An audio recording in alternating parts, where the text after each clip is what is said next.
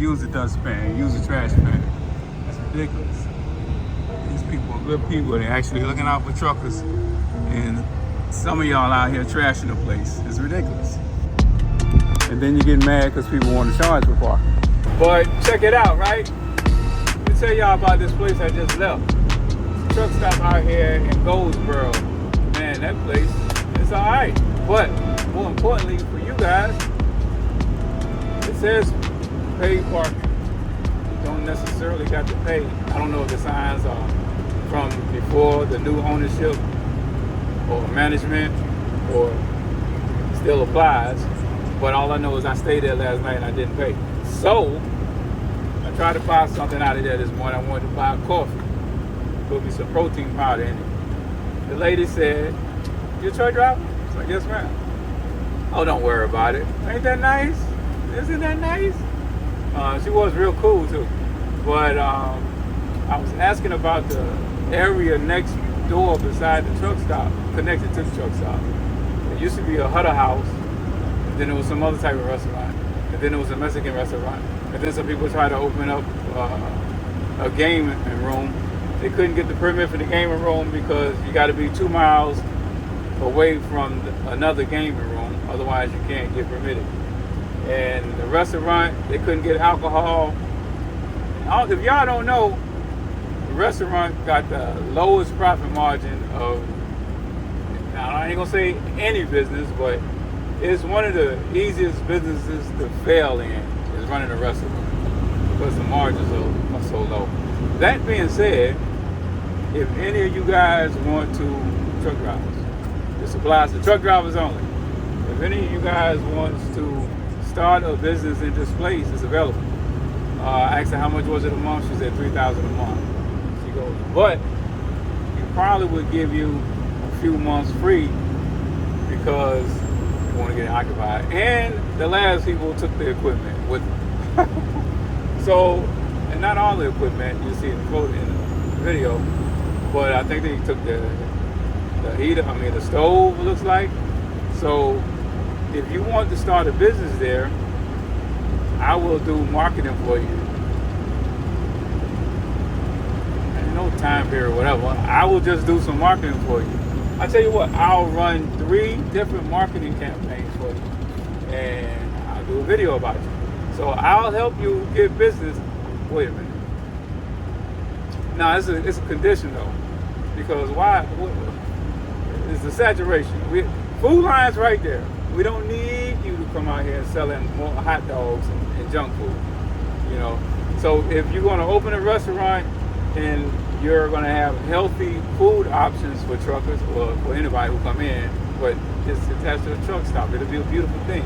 If you want to open up a restaurant, actually if you want to open up any kind of business, but if you open up a restaurant, it got to be serving mostly healthy food options. And if you do that, get in touch with me and I'll help you promote it. I'll put you on my website, I'll make a video about you, and I'll run ads for you. Facebook, Instagram, Google. Let me know. So yeah, that's good. A great opportunity for y'all. $3,000 a month. You probably can talk them down for the first year because there's been 3 businesses in there that was unsuccessful. It's just sitting there. It's costing them money right now. That's your point to use as leverage. Right now, you have this space that's unoccupied. Any money is better than no money. You have opportunity costs for every month that building is empty. You're going to pay taxes on that empty space. You may not be paying money in electricity bill, but it's still sitting there.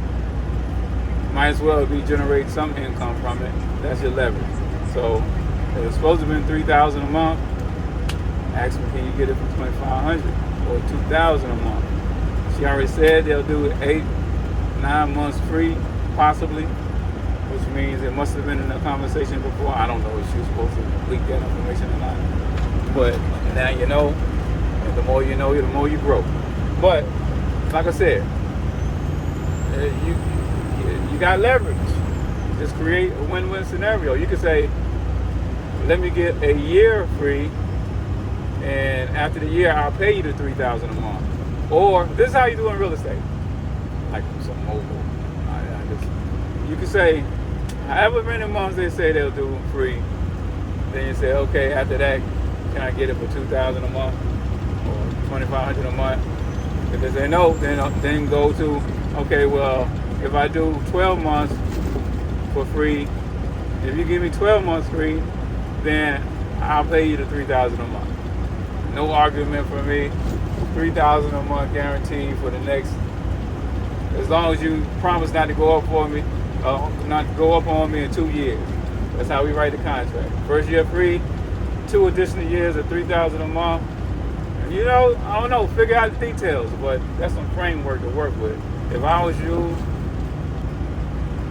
I would say something like at the 6-month period, I'll have an option to decide on whether to go the other 6 months free and then do the 2-year paid, or at the 6-month period, you keep the equipment that I put in. I don't know. You figure out the details. I'm just throwing something out there. Because, hey, it's got to be win-win. And you might not need to give him the equipment because, again, it's just sitting there. I don't know how many inquiries he's having. Probably not a lot. But you can say at the 6-month period, I'll decide on whether I'm going to sign the final contract for the 2 years after the 12 months free, in which case I get the other 6 months free. If I decide at the 6-month period I'm not going to take that risk, then I'll get out at the 6-month period within 1 month or within 2 weeks, whatever. Figure out the details. But these are just some ideas for you to consider. Does that make sense? And for anybody else that's thinking about starting anything else that includes negotiating with other people, it's the same thing you can use but a little bit of it in freight, in hauling freight, negotiating the rate. Like there's been times, I cut myself. Anybody that's trying to figure out how to negotiate a deal with other people, especially rent a building, that's the framework you can use. Like even buying property from someone else. You know, I'll give you $100,000 for it. I know you want 120, 130. I'll give you $100,000. No, I can't do it for $100,000. All right, well I tell you what, I can give you 130 with these terms. I give you 130 if instead of giving you the money up front, I give you half now and pay you X amount every month until I reach the 130. You know what I'm saying? The terms always are an option that can help both people see it as a win-win situation. You just got to figure out the details of the term. Make sure that the other person in negotiation also feels like they're winning as well. You know, it's mutually beneficial. Anyway, what I was saying, in freight, you know, you figure out, I was going to say in freight, like some people actually care, and some people actually, if they see that you're not just trying to get over, they're more open to negotiating. So there's been plenty of times where there was resistance in giving me my rate, and I'm talking about more than the average, and I'll say the only reason that I have to stick to that rate is because I'm actually an hour and a half away. I'm actually 70 miles away. I'm actually 80 miles away. You know, I usually don't travel that far in Deadhead. Or my truck is terrible on fuel, which mine is. And that's how far I got to go to Deadhead. So I really can't do it for less than that. The whole attitude changes. And they be like, I tell you what. And you got to think, by now we've gone back and forth a little bit. 95% of the time I'm not aggressive in my negotiations. Just laid back, matter of fact, playful sometimes and joking. And so by then, it kind of feels like we were in a semi-mini relationship, you know each other a little bit. So when I tell them why I'm sticking to my rate, after I'm done playing, going back and forth, and then I said, nah, man, for real, the reason I got to stick to that rate, though, this time is because I'm so far away from, and that's a lot of deadhead. This old truck burning a lot of fuel. So other than that, if I was next door, I would do it for that. But I understand your position, too. I tell you what, buddy. I tell you what, Irvin. let's go ahead on and book it. You see what I'm saying? It's a difference in attitude. So it's like, okay, I got a cool person here. You know, I enjoy the conversation on the phone with them. It ain't like some of the other guys I talk to.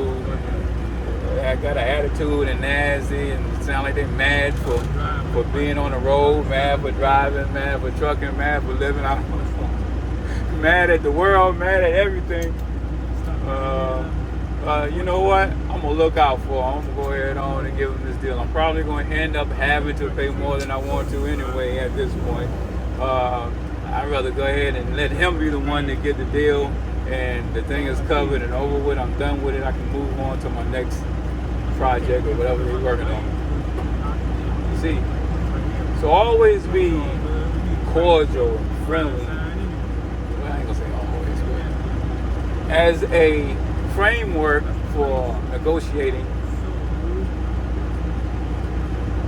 try to recognize when it's best to be your natural self, and let your natural self be someone who is smiling, enjoying life, happy, friendly in negotiation, strategic, yes, but not argumentative or aggressive or challenging. Because once you put up a wall, people don't want to get that.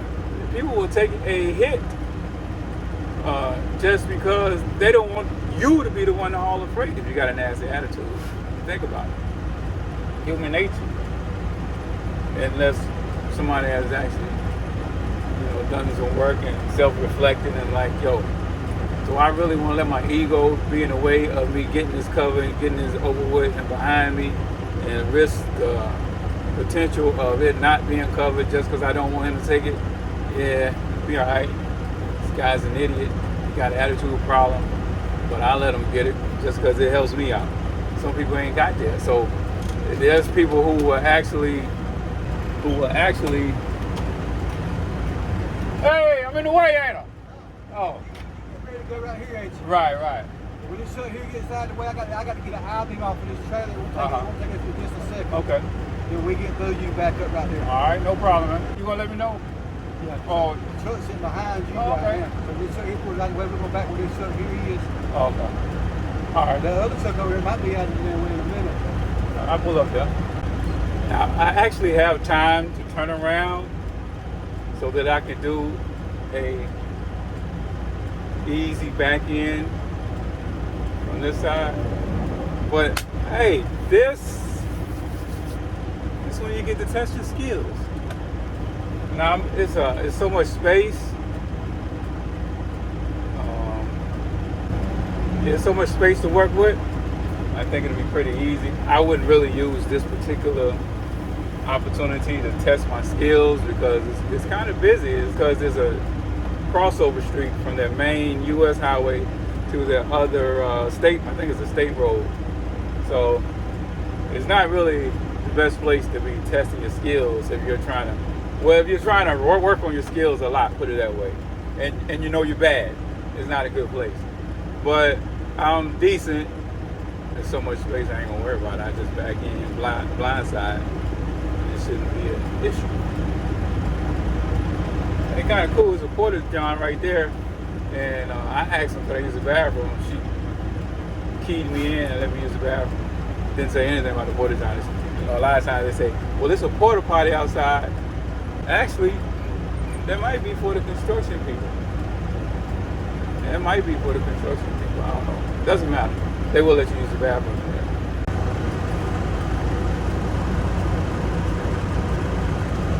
I'm about to cook this using this.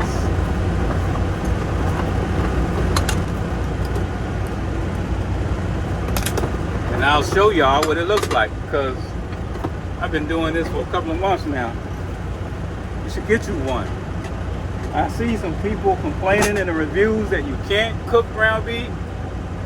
Cook ground beef, ground lamb, put vegetables in there. I show you all kind of food. It's been great. It's worth it. Plugs right into the cigarette lighter. The only thing is, it's not as quick as a stove. It takes a while. And they say don't drive with it on. Have it on the floor where nothing can flip it over. I'll start it up before I would have started before I left the truck stop and got here. I just didn't want to eat that early. I'm about to start it now while I'm waiting on them, so that hopefully it'll be done by the time they leave. This is one of the cases where I hope they don't load me right away. I don't have to deliver until tomorrow morning. I only got to drive 1 hour away, so I'm in no rush to get loaded. At this point, I would rather put the meat on, get into the dock, and then go to walking up and down the street while the meat is cooking, then get back to the truck, eat my, at that point, lunch, and then get loaded, get done, and then pull out. And now it looks like they're done.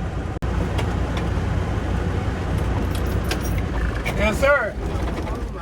Huh? Yeah, full line. Go to the middle door. Middle door. All right, appreciate it.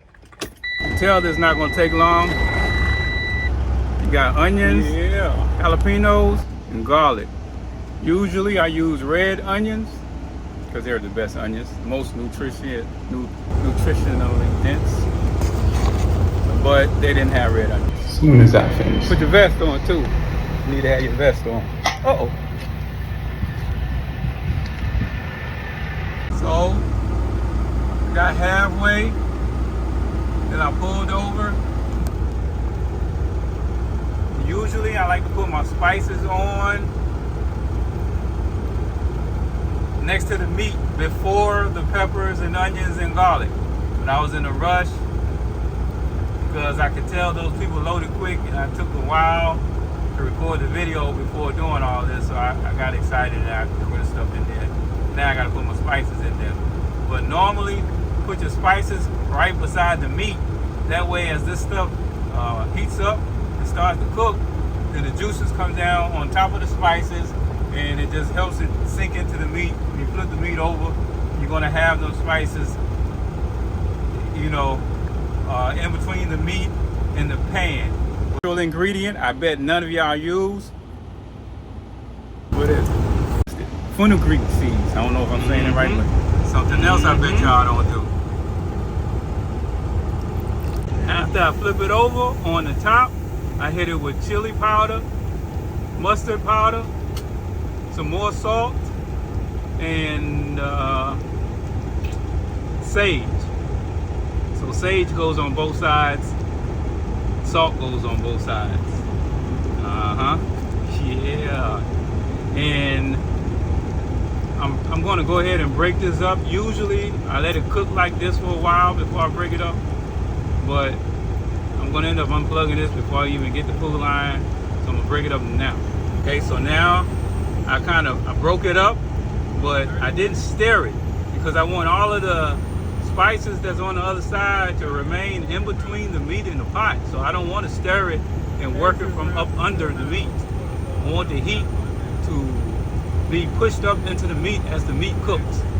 So I broke it up, but I did not stir it up. And I'll stir it once I get the food line. Now I'll continue on my trip.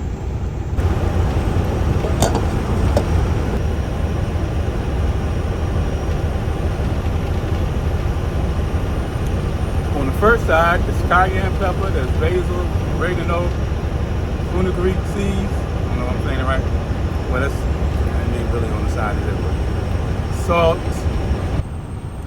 jalapeno, well, that's black pepper, turmeric, cumin, sage, crushed red pepper. I think I said that.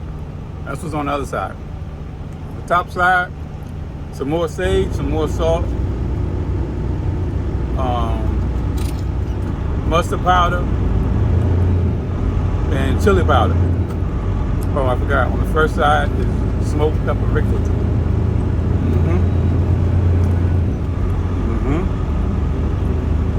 That's why it tastes the way it do.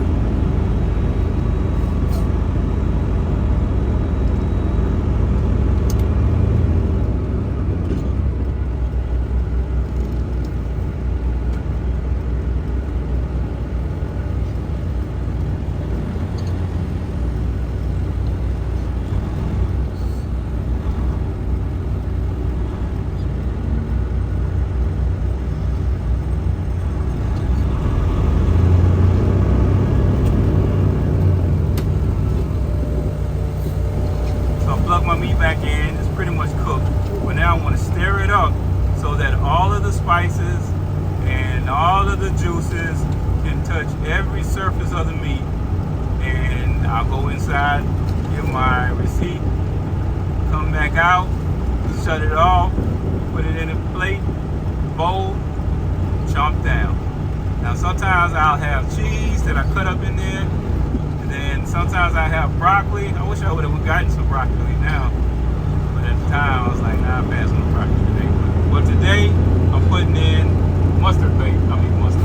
tomato paste, and this avocado up. And just at the bottom of the bowl, I'll put that meat in on top of the avocado. We're just going to melt it a little bit, and then I'll put the tomato paste in on top of the meat and stir it up, which is going to help cool it off, and I won't have to wait too long to eat it. And there you have it. That's how we do it in the truck, gourmet style. What did I just do that a lot of y'all not doing? Life as a Trucker 2024. Let's go. The reason that it takes you so long to back into a hole. What did I just do? They were originally supposed to be done in August. She said now it's going to be September. Practice. I had to do a pull-up, but oh. You gotta be careful with the tomato paste though. It's real sweet. It's natural. There's no sugar added. It's the natural sugar, but if you've been used to not eating sugar, it's real sweet. The first of the month, the first 3 days of the month, we're doing a fast. The first 3 days, 72-hour fast. Check the description. Sign up if you're down for that 72-hour challenge. Trucker weight loss challenge. 72-hour fast challenge. Let's go. Let's get right. So now, I finished eating. I get my steps on. You see I'm sweating. The air conditioner, I need charging. I wait till I get to the house. Get my people to do it a lot cheaper. But I'm gonna get my steps on. Then take a shower. Then edit this video.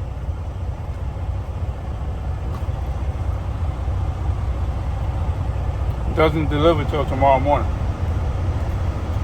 People ask me, how do I clean it? Just wipe it out real good. Then I use apple cider vinegar. I know what these numbers are for. Parking space.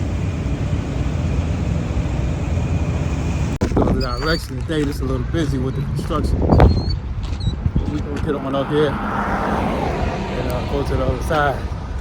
Much better choice. Probably shouldn't have gone all the way to the dead end, but I think it's still city maintained. What can they do? What can they say? You might come outside with a gun, but I don't think so. I look harmless, don't I? Every day, I look harmless. Backpack, headset, phone recording.